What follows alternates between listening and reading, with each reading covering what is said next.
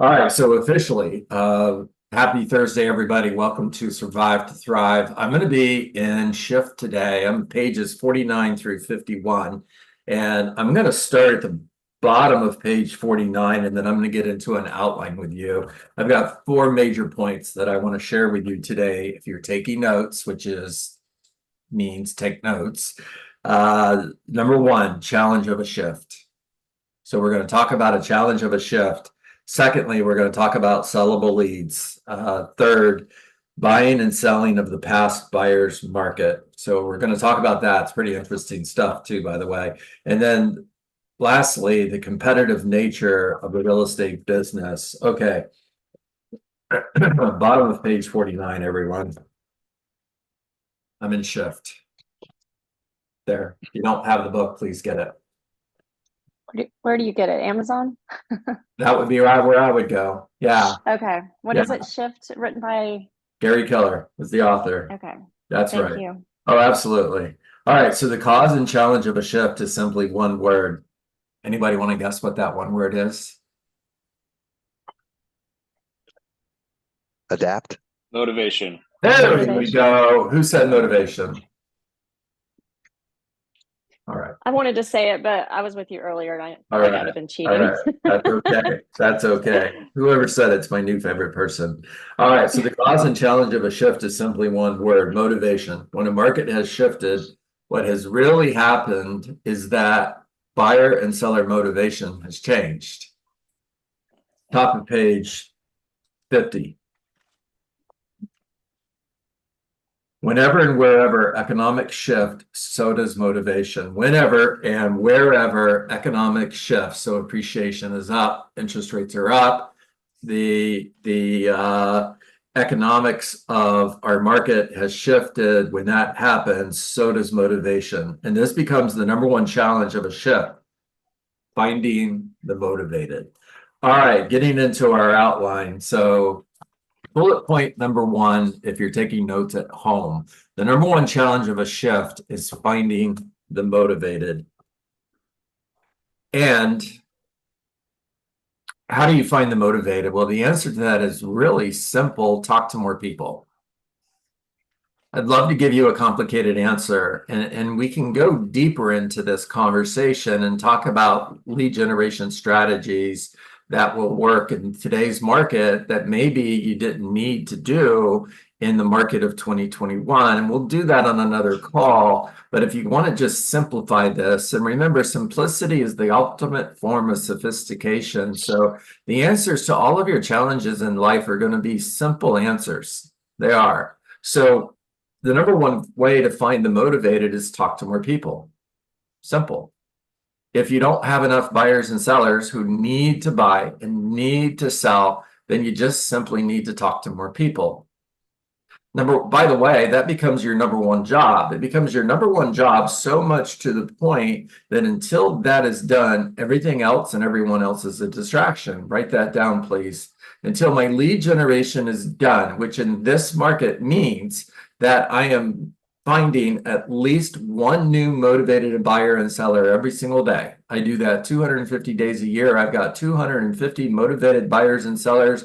I've got the foundation of building a rock star real estate business. Now, just imagine if every day you didn't stop lead generating until you found one new motivated buyer or seller. And for those of you who are thinking, well, it's not possible, my answer would be, how do you know? Have you tried? And until you try, you don't know if it's possible or not possible. So the number one challenge of a shift is finding the motivated. Bullet point number two, the number of sellable leads has decreased dramatically, and the reason is motivation. So sellable, just to be clear, I looked it up, and the definition is easy to sell and suitable for selling. Duh. All right, so the number of sellable leads has decreased dramatically, and the reason is motivation. So the number of people who are looking to buy and the number of people who are looking to sell because they need to buy or need to sell has decreased dramatically. Bullet point number two. Bless you. Thank you. Yeah, bullet point number 3, the buying and selling of the past sellers market has borrowed against the buyers and sellers of this market. Okay, so that's really interesting. The buying and selling of the past sellers market has borrowed against the buyers and sellers of this market. So if you looked at, there's 83 million homeowners in the US, and if you said on average 6% move every 12 months.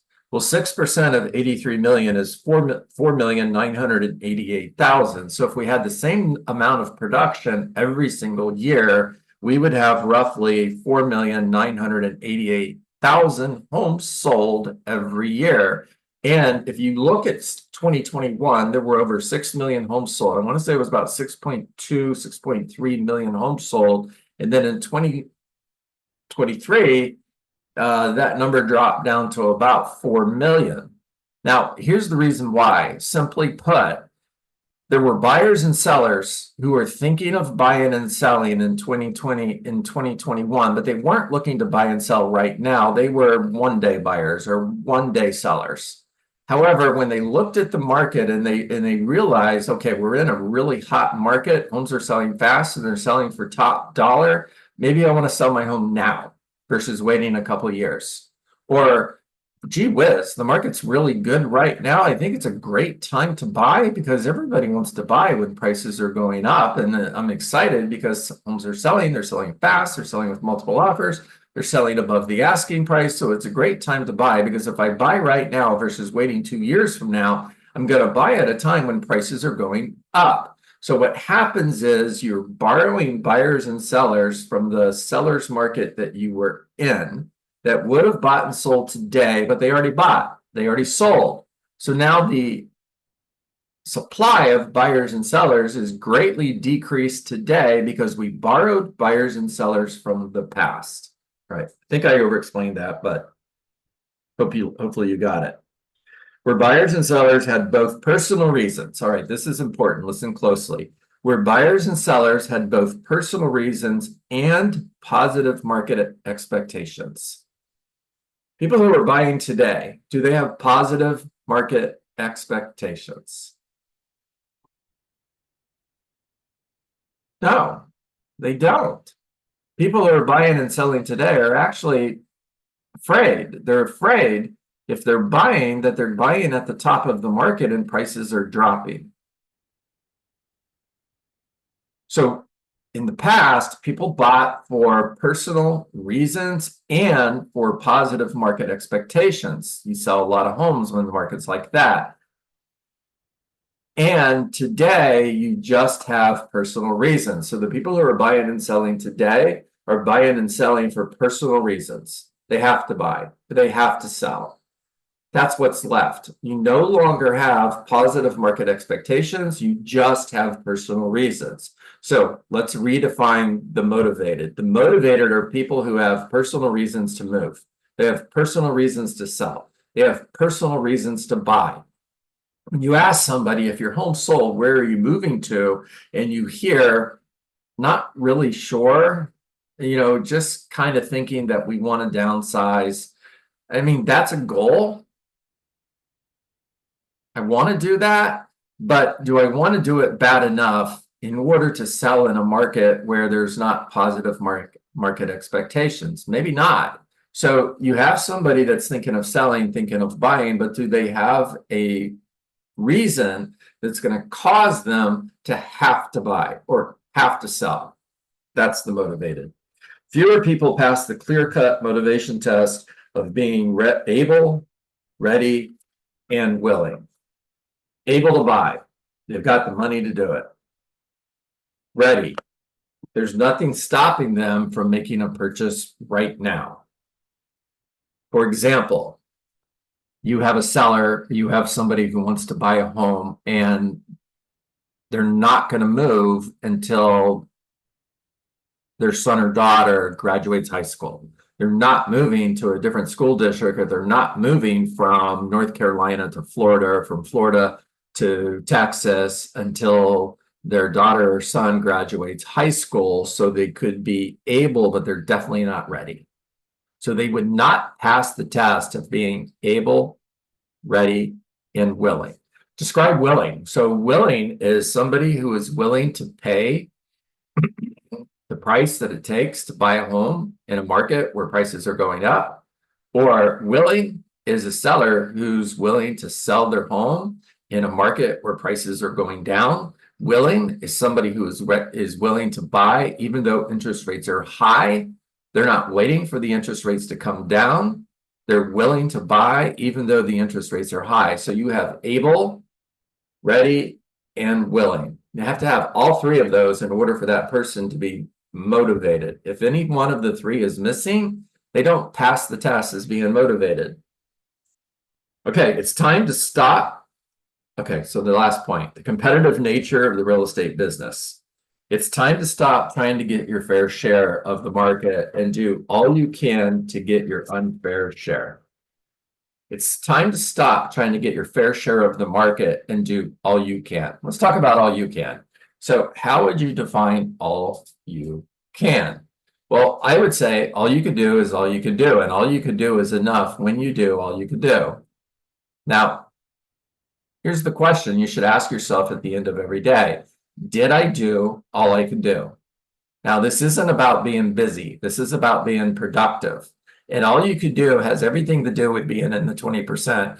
It has nothing to do with the 80%. So all you could do, define lead generation standards. So for example, I'm going to talk to 20 people a day, and I'm going to get 2 new leads and schedule 1 appointment, whichever comes last. So I'm not going to have conversations until I have 2 new leads and I've scheduled 1 appointment. If it takes 30 conversations or 40 conversations or 60 conversations, then that's what it takes. Now, if I am laser focused in lead generation and I work all day making calls, talking to people, looking for leads, looking for appointments, and at the end of the day, I haven't hit those standards, I still did all I could do because I didn't stop. I gave everything I have, and I didn't stop until time was up. You still did all you could do. So at the end of the day, when you ask yourself, did I do all I can do? The answer is yes. Now, if you're a part-time real estate agent and you have 2 hours a day for lead generation, or if for whatever reason, you just have 2 hours of lead generation time and that's it, and you can't change that. It's a condition. And you dial talk. You don't get distracted. You just stay laser focused, making calls, having conversations for 2 hours. And at the end of 2 hours, if you still haven't hit your standards, you can still say, I did all I could do. Now, every single time you can answer the question, did I do all I could do, with a yes, then you won the day. Now, your job is to win the day. Your job is to win the day today, and then tomorrow, and then the next day. Now, you've put 3 days together where you won the day. You put 5 days together and you won the week. You put 4 weeks together and you won the month. You put 12 months together and you won the year. Now, I'm telling you, if you'll win the day in order to win the week, in order to win the month, in order to win the year, you're going to build a really big real estate business. You have to, because you did all you could do, one day at a time. Focus on the activities, not the results. Judge yourself on the activities, not the results. Results show up eventually. They always do. They may not show up today. They may not even show up in the next 30 days or in the next 3 months, but they will show up. All right, the challenge is that when the market first shifts, you are rarely sure what it will take to find enough motivated prospects to achieve your sales and income numbers. So there's a state of confusion at the beginning of a market shift. Buyers are confused, sellers are confused, you guys are confused. And depending on where you live, you're in that market right now. Like for all my friends in North Carolina, you're in that market right now. You've had a really good market the last year, while everybody in Texas, they started feeling the shift a year ago or longer. Now, at the beginning of that shift, you're in a state of confusion. In other words, what do I do? You're not sure what to do. Here's the solution. You have to be willing to do whatever it takes. Whatever it takes. You have to be motivated to find the motivated. All right, so I'm going to close with a story.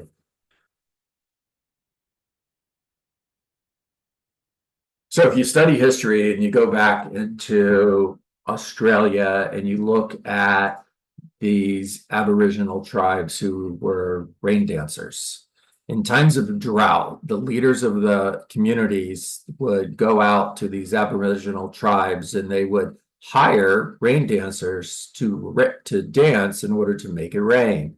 And there were some there were some tribes where it would rain some of the time, but there was just one tribe that it rained every time. Every time. So finally, one of the leaders of these communities said, I'm going to go to the king of this tribe and I'm going to ask him, what's your secret? Why does it rain every single time you dance? Now, the king's answer was simple. We dance until it rains. So my job every single day is to dance until it rains. See, guys, I have the same job that you do. I make phone calls. I talk to real estate agents. I schedule appointments. I have appointments. I'm building a business. It's no different than getting on the phone, looking for seller listings, scheduling appointments, going on appointments. And my secret for the last 9 years, schedule 3 appointments a day. Anytime anybody asks, John, how are you getting the results that you're getting? My answer was always schedule 3 appointments a day. For me, that's rain. For me, I didn't stop until I did. For me, every single time I danced, it rained. Simply because I didn't stop until it did. Now, there's nothing special about me. Matter of fact, I'm convinced that every single one of you is smarter than I am, more talented than I am, able to do more than I can do. Now, whether you do or not is a choice. It's your choice. All right, talk to me, guys.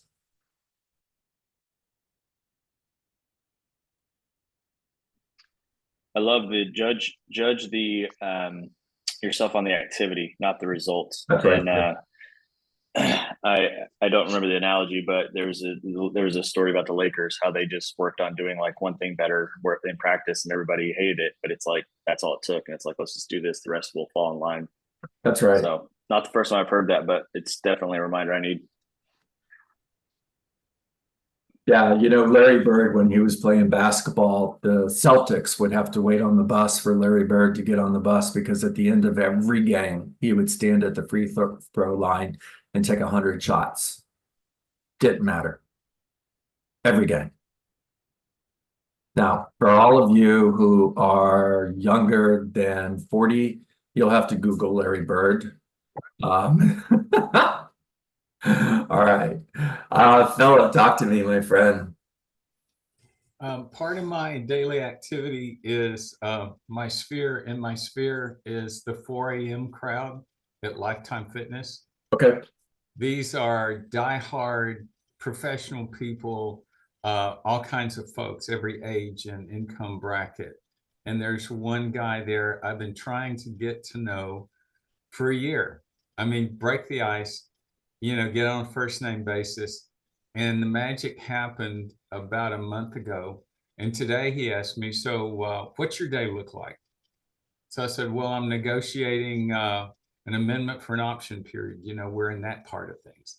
He said, oh, really? Wow. And the next thing you know, he's talking to me about a community he's looking at and how next year he wants to sell the new home he bought last year. Next year, he wants to buy an $800,000 model out in this particular part of Katy. Well, that's really good.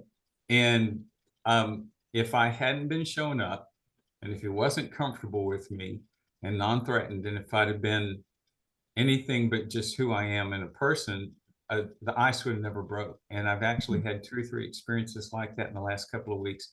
He's not the only person that announced to me, "Hey, you're a realtor? Really? I'm looking to buy." And I didn't advertise realtor. They just started because I was interested in them. They became interested in me.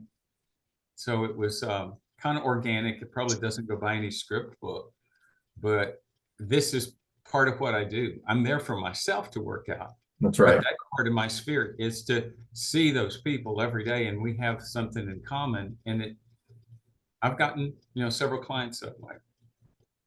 Thank you for sharing that. Kudos to you for going to the gym at 4 a.m. in the morning. I've got so much respect for you. Awesome. Brian, talk to us. It's just such a great reminder to always hear that the people we look up to and think that are great are the ones that have just been doing all the little tasks every single day for the longest amount of time. That's right. I mean, and it's just no different in our business. And, you hear Michael Jordan, Kobe Bryant, Tom Brady, Roger Federer, John Dietz. I mean, it's just every day people are staying consistent. And the one who does it the longest will always win in the biggest way. And it's just such a good reminder. Well said, Brian. Thank you. And thank you for including me in that amazing group. Wow. Well, you're the I Tom have a Brady of question.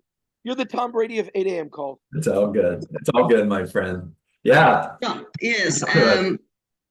I didn't show myself yesterday, but I don't know if you have any good idea or any advice for me. I moved to Carolina about 18 months ago from Kansas City area, but I have been agent for 20 years, sometimes part-time, sometimes full-time.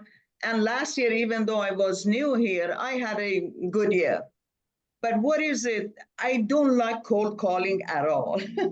So what can you tell me or advice you have for me how to show myself in the new area?